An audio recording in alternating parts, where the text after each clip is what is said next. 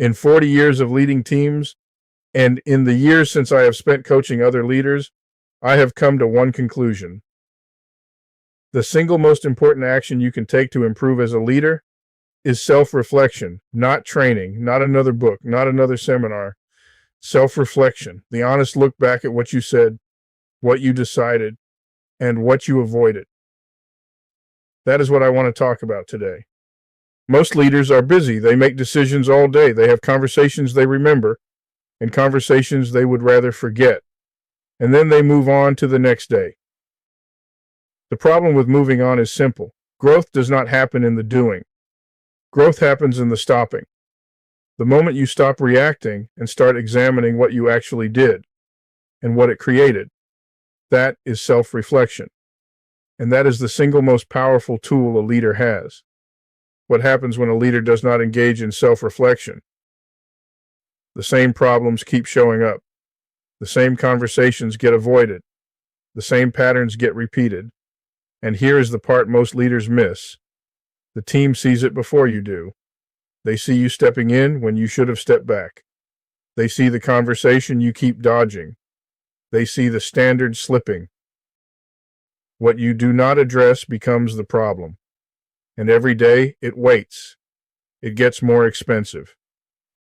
Now, what happens when a leader does engage in self-reflection? You identify, on your own, the areas where you need to improve. And this is the part that matters most. You are far more likely to act on your own revelations than you are on external feedback. Self-recognition of a need to improve. That is powerful. It is yours. You owned it. You named it. And that is the moment change actually starts. There is one thing that makes self-reflection work, and one thing that makes it useless. Honesty. You have to take an unbiased, honest assessment of yourself. Not the version that sounds good. Not the version that protects your ego. The truthful version. Because if you are not willing to look at what actually happened and what you actually did, the time you spent reflecting was wasted. Honesty is the force multiplier. Without it, none of this works. Self-reflection does something else most leaders miss. It exposes the gaps. It shows you where you need more knowledge. It shows you where you need a mentor. It shows you the situations you have not been trained to handle. That is not weakness. That is awareness. And awareness is the underlying skill of every effective leader. Once you see the gap, you can close it. But you have to see it first. That is exactly why I wrote this. The Daily Leadership Audit. It is not a journal. It is a system built for leaders who want to get better, not feel better. The whole point of this book is to give you a structure for honest self-reflection every day so that you stop missing what is right in front of you.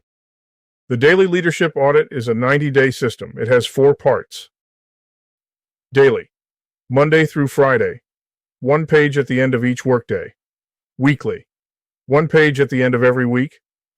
Monthly, 1 page at the end of every month. And a 90-day debrief at the end of the cycle. Each one zooms out further than the last. Daily looks at today. Weekly looks at patterns. Monthly looks at your leadership impact. 90 days closes the cycle. Now let me walk you through how to use each one. This is the daily page. You complete it at the end of each workday, the same day, while it is still fresh. Do not batch it. Do not write what sounds good. Write what actually happened. The page is broken into 6 sections. Each one is designed to surface something most leaders skip past in the moment. Let me walk you through them. The first 2 sections are leadership reality and friction and triggers. Leadership reality is facts only. Key decisions you made. Where you stepped in. Where you should have stepped back. No analysis, just facts. Friction and triggers is where you name the moment that pulled you out of your best self. The frustration, who was involved, what you reacted to, and what actually triggered the reaction. The honesty, here matters. If you write down a polished version, you will get a polished version of yourself. That is not the point. The next two sections are the communication audit and the leadership gaps. The communication audit asks you to check the way you actually spoke. Did you interrupt someone? Did you avoid a hard conversation? Did you over-explain instead of trusting your team? Were you unclear? Did you say something you would now reword? The leadership gap section asks where you failed to lead today, where you tolerated poor behavior, where you created confusion, where you protected yourself instead of the team. These are not easy questions. They are the right questions. The last two sections are the hard question and tomorrow adjustment. The hard question is simple. If you had to do today over again, what would you do differently? Most leaders never ask themselves this. Once you start, you cannot stop seeing what you missed. Tomorrow, adjustment is where you commit to one change, one behavior you will adjust, one situation you will handle differently, one person you need to talk to, just one, because one real change beats 5 vague intentions every time. At the end of each week, you complete the weekly leadership review. The daily page looks at today.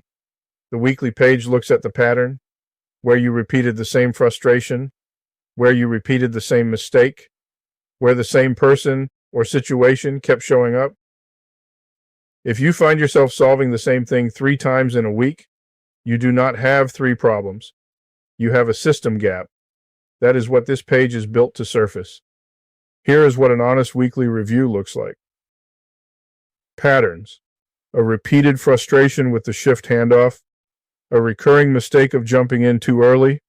Avoidance. A conversation I have been delaying. A decision I keep pushing. Effectiveness. One place I improved. One place I stayed the same. And adjustment. One behavior I will eliminate next week. One I will reinforce. That is what change looks like on paper. Clear, specific, and small enough to actually do. At the end of each month, you zoom out further. The monthly leadership audit asks the questions that matter most over time. Am I building leaders, or am I creating dependency? Where am I the bottleneck? Who is not growing, and why? What system is broken? Not what person is the problem. And what is my focus for the next month? These are not daily questions. These are leadership questions. They take a minute to ask and a month of behavior to answer honestly. Here is what a real monthly audit might look like. Am I building leaders or dependency? I notice the team still routes most decisions through me. That is dependency. I need to stop being the answer. Where am I the bottleneck? Approvals. Specifically purchase approvals under $500. Who is not growing? One of my direct reports. Jose. The reason is mine. I have not given him a real challenge in 6 months. What system is broken? Our handoff between shifts. Nothing written. No checklist. No owner. Next month, focus. Delegate one approval category. And rebuild the shift handoff with the team. That is what an honest monthly audit creates. At the end of 90 days, you close the cycle. The 90-day debrief is the most important page in the book. You've been writing for 90 days. You already know the answers. Now you write them without avoiding them. The patterns you saw, where you fell short, where you grew, the team impact, the hard truth, the biggest thing holding you back as a leader, and then one behavior you carry forward, one you eliminate, one standard you will not lower again. That is how a leader actually changes. There are 3 rules for this system to work. 1. Do not skip days. The honesty is in the consistency. 2. Do not batch entries. Sunday night reflection on the whole week is not the same thing. 3. Do not write what sounds good. Write what is true. If you follow the 3 rules and you commit to 90 days, this works. If you do not, It will not. The difference is not in the system.